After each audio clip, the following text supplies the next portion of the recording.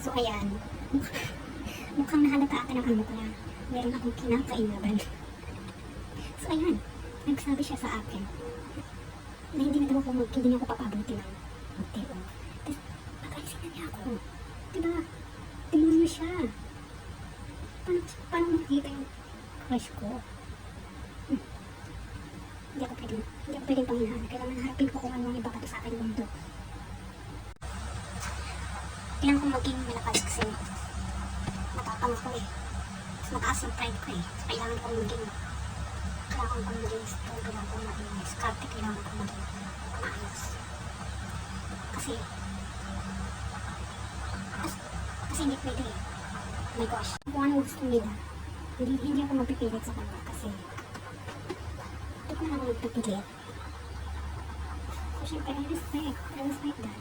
Kung gusto nyo magpalit, sabihin nyo ng advance. Walang problema sa akin.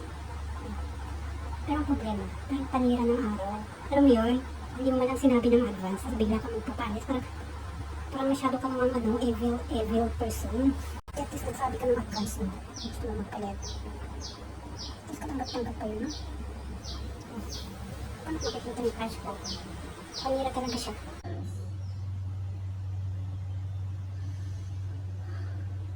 So yun na nga, kaninang umaga kasi, so medyo nairita lang ako sa kanya kasi nakita nga niya kasi nung niluluto ko na itlog, hindi naman siya sunog. Tapos sabi niya, bakit nga sinunog ko daw? Kitang-kita mo na nga na yellow yung itlog. Tapos sabihin mo sa akin na sunog. So parang nairita lang ako. Tapos yung suka, tinanong na naman sa akin, bakit ubos na? Eh, alam na nga niya nagagamit doon sa pag-spray. Tapos tinanong na naman. Tapos sabi niya, bakit ito lang yung itlog na nahiwa? Eh, alam na nga niya na hiniwa ko sa harap niya na yun lang yung pinaluto niya sa akin. So parang tumaas yung boses ko. Tapos bigla sabi niya, mag-empake ka na. Sabi niya, alis ka na dito. Sabi ko, edi tawagan mo yung agency ko. Tapos sabi ko, sige, tawagan ko na siya. Sabi ko, teka lang, dapat kung gusto mo na magpalit, dapat sinabi mo na agad.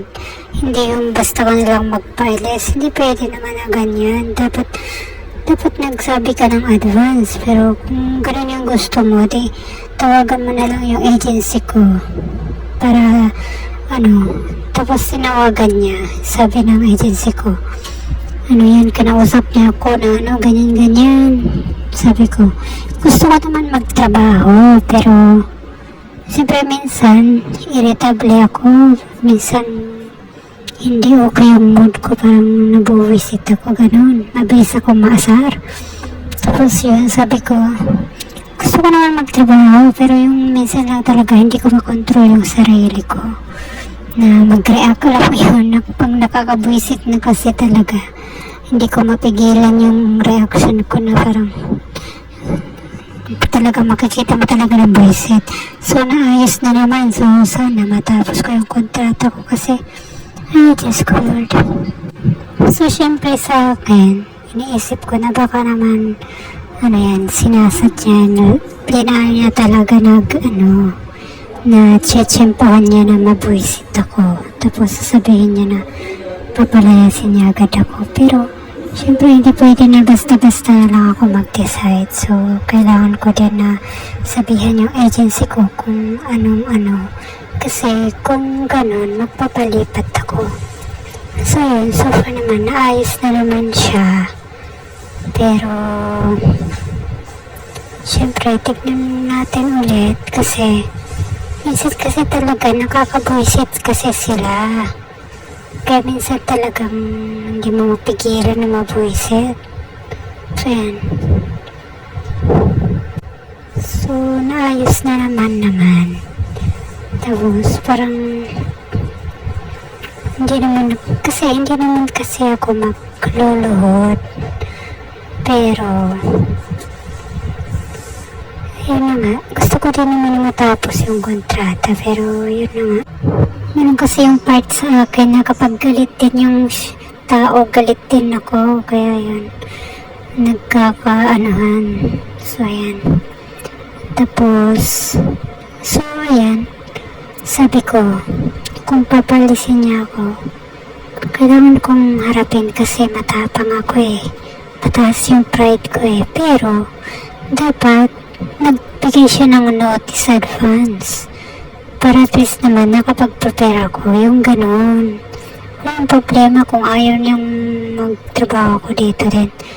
Yun, magbigay siya ng notice. Yun lang naman yung sa akin eh. Wala namang problema.